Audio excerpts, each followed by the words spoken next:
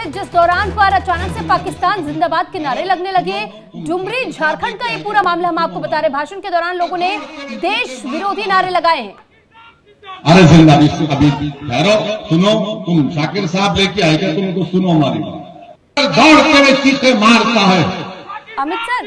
अरे जिंदा अभी ठहरो, सुनो, तुम शाकिर साहब लेके आएगा, तुमको सुनो हमारी बात।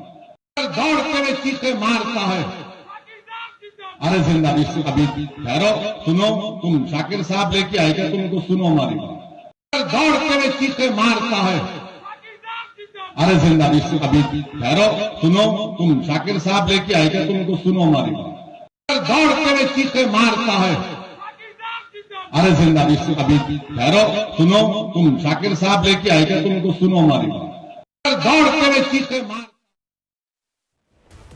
तो वहीं झारखंड के डुमरी में उपचुनाव में असदुद्दीन ओवैसी ने जनसभा को संबोधित किया और इस दौरान चुनावी मंच से ओवैसी ने मजहबी जहर एक बार फिर से उगला। और इस दौरान यूपी में मुस्लिम छात्र की पिटाई को एक बड़ा मुद्दा बनाया। क्या कुछ कहा उन्होंने, देखिए इस रिपोर्ट में।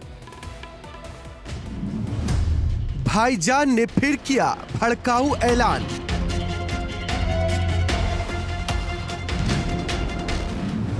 भड़काऊ भाषण पर ओवैसी करेंगे रण। हक के नाम भड़काऊ प्लान। लैला ने ठाना चुनाव में है भड़काना।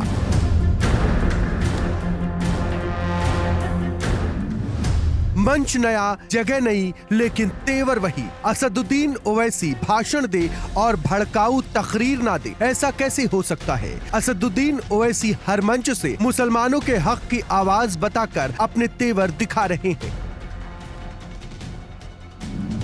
तो इन तमाम को पेट में दर्द होता है और इसीलिए हमको बदनाम किया जाता है कि असदुद्दीन ओवैसी भड़काऊ भाषण देता है। अरे अगर गरीबों के जुल्म को बयान करना भड़काऊ भाषण है तो सुन लो हेमंत सोरेन, मैं भड़काऊ भाषण देता रहूंगा। दरअसल ऑल इंडिया मजलिसे इत्तेहादुल मुस्लिमीन के अध्यक्ष असदुद्दीन ओवैसी झारखंड के डुमरी में उपचुनाव के लिए सभा को संबोधित कर रहे थे। क्योंकि डुमरी उपचुनाव के लिए 5 सितंबर को वोटिंग होनी है। जातीय समीकरण के हिसाब से हार जीत के लिए AIMIM भी अहम किरदार निभाती है।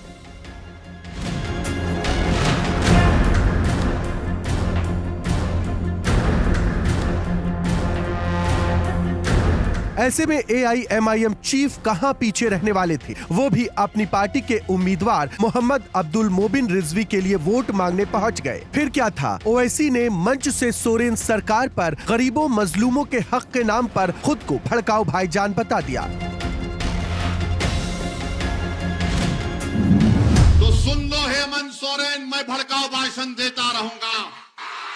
अगर शमशाद अंसारी की तकलीफ को बयान करना भड़काऊ भाषण है तो हम तमाम शमशाद अंसारी हैं।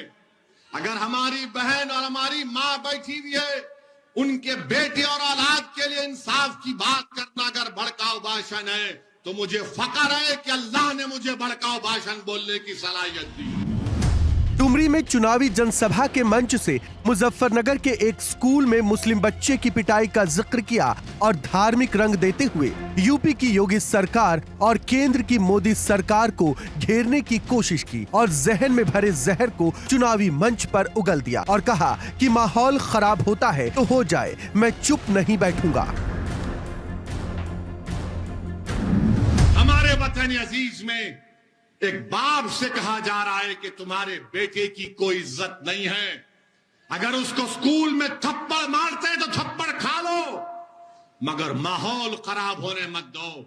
मैं आपसे कह रहा हूं, माहौल खराब होता है तो भाड़ में जाए। मैं अपनी औलाद के लिए खामोश नहीं बैठूंगा। मैं अपने बच्चे की इज्जत के लिए खामोश नहीं बैठूंगा। अगर गांव का माहौल मुझे बेइज्जती करने से खराब होता है तो फिर और खराब होने के लिए तैयार रहना पड़ेगा। क्या हमारी जान की कीमत नहीं है? ओवैसी मंच से बोल रहे थे और भीड़ से उनके समर्थन में आवाजें उठ रही थी। इस दौरान एक बार फिर योगी के बुलडोजर प्रहार पर सवाल उठाए और कहा कि अगर उत्तर प्रदेश में योगी का पोस्टर फाड़ दिया जाए तो पुलिस आपके घर बुलडोजर चला देगी।